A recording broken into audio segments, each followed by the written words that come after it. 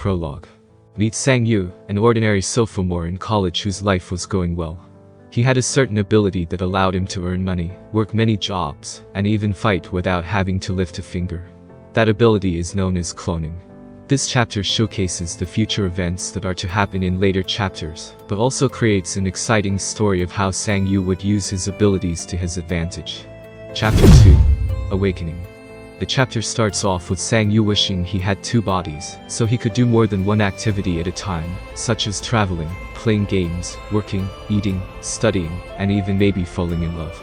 The scene then cuts to Sang-yu in a group of people who are there to get awakened and receive their powers. It is then explained by the hunter in charge of that day's process.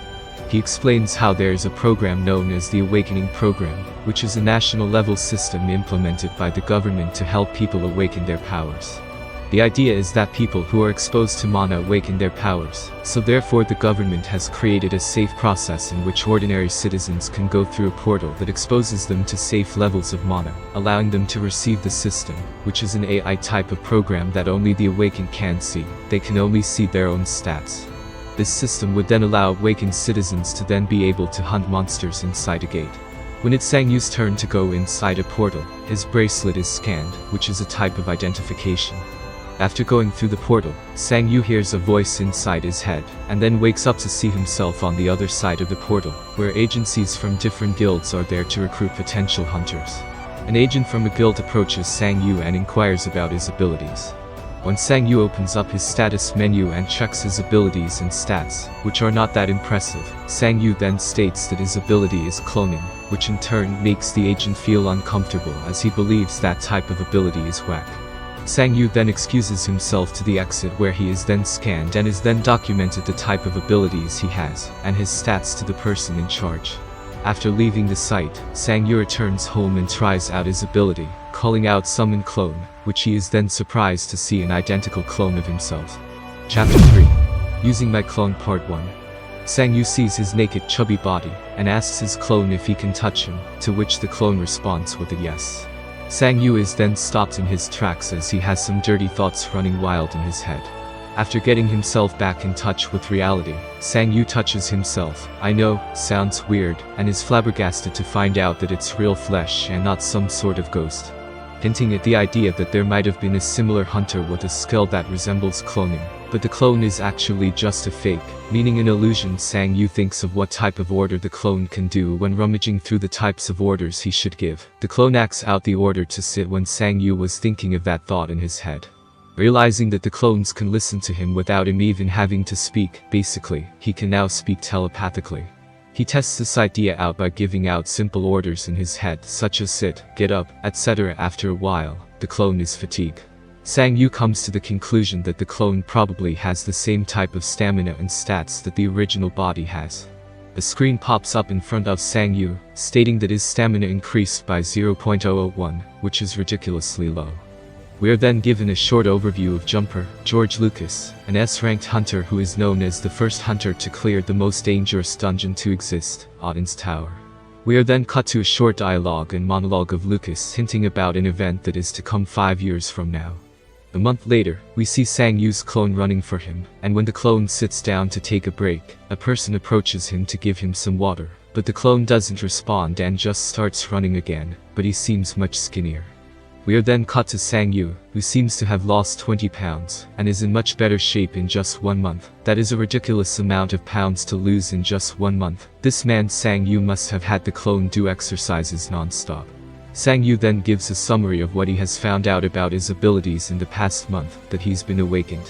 1. Pain or damage his clones receive don't reflect back to him, it's the same thing vice versa. 2. His clone is unsummoned when it receives too much damage or exhausts itself to the brink of death. 3. The clone also changes alongside his original body. 4. He can give commands through telepathic communication even from a distance. Meaning Sang-yu's clone can be doing push-ups in the middle of a road where he was running. 5. His clones can clone themselves. We are then given a flashback to Sang-yu researching his abilities and the idea of stats. Through his research, he found out that there are skills he can achieve through repetitive actions, such as repetitive damage of oneself, can allow them to receive an ability known as regeneration, which can then also be increased in levels through repetitive damage and healing of oneself. What was even more surprising was that a stat increase of 0.001 is believed to be extremely difficult to achieve through just exercise, which I found to be crazy, as that doesn't seem much of a stat increase. But I guess it's difficult to increase one's stats, so therefore even an increase of just 0.001 can have a major effect on a person's physique. We are then shown the stats of Sang-yu. His overall stats have yet to achieve even the single whole digits yet. His physique has changed in a drastic manner, making him almost impossible to recognize when compared to his old self. Sang-yu is then holding a gym poster contemplating that if he also exercises he would receive double the stat increase. But he shortly gives up on the idea when he notices his computer screen, claiming that he'll be the brain, and his clones would be the brawn, meaning he'll sit back and relax, while his clones would do the hard work. In other words, he's lazy. Chapter 4, Using My Clones Part 2.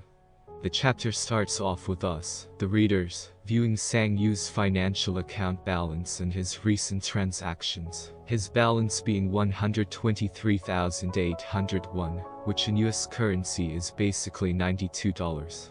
Sang-yu reflects on how broke he is, and that he'll sooner or later be out of money as his main source of income, which used to be gaming, is now dying.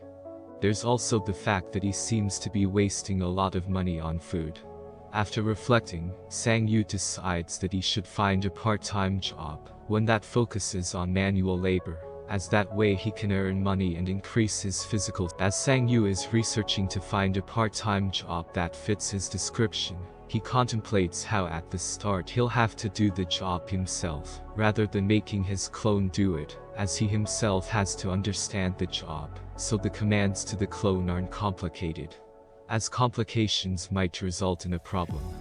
After a while, Sang-yu finds a box packaging job that pays him a daily wage of 100,000 won, $75 in United States dollars, which is a tad bit off from how much he has in his bank account. Sang-yu likes the job description and decides to give them a call, thinking that he will most likely start working a couple of days from now, only to be told that he can start working immediately if he's free today. Confused, he assumes the company must be low on workers, and decides to head to the location of the job ASAP. At the site of the job, he covers his clone with a mask, hat, and a hoodie, so as to avoid any unnecessary confusion, as well as an explanation to his skill. Sang-yu also decides to name his clone, Jaeon-do. Standing there, Sang-yu is confused as to where he's supposed to go, as there are multiple buildings and warehouses in front of him. But suddenly someone named Deokshil, apparently an acquaintance of Sang-yu, recognizes him and guides him to where he's supposed to go, after hearing that Sang-yu is there for the packaging gig. After a couple of exchanges and a thank you, both of them say their goodbyes and leave on their merry way. Sang-yu is starting to feel nervous, as this is his first time working a manual type of job. After slapping himself to calm himself down, he then asks his clone if he's nervous at all. The clone responds with a no, giving Sang-yu the assurance that since he's awakened, he shouldn't worry and get his job done with.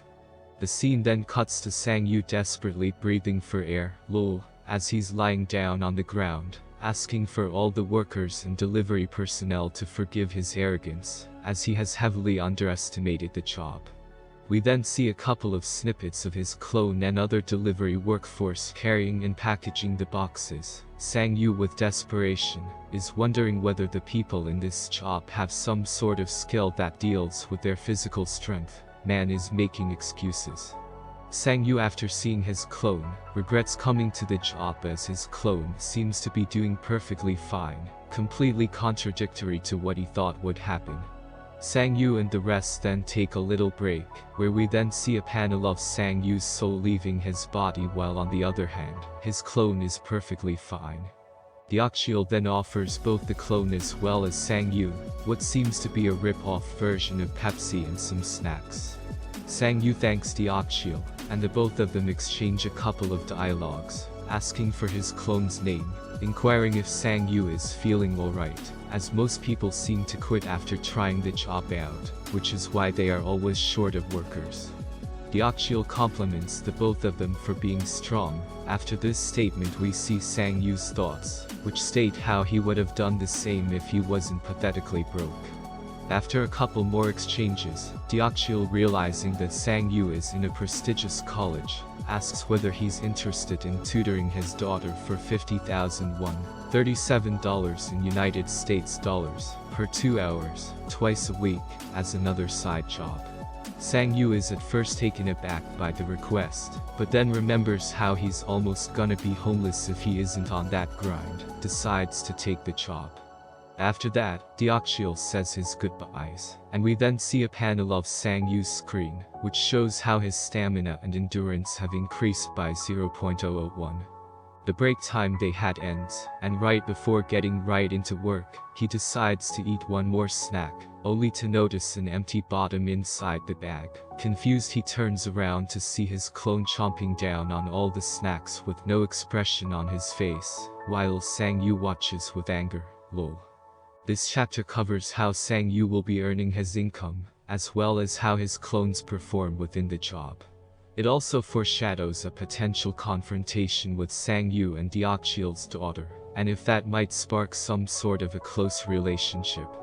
This chapter also highlights how funny this manhwa can get with the interaction between Sang-yu and his clones, not to mention the amazing illustration this manhwa produces, which further expresses the hilarious expressions and moments between Sang-yu and his clones. If you enjoyed some of these panels, please go support the creator on Webtoon, where you can read the whole series for free. Comment, like and subscribe if you enjoyed, and see you in the next video. Goodbye.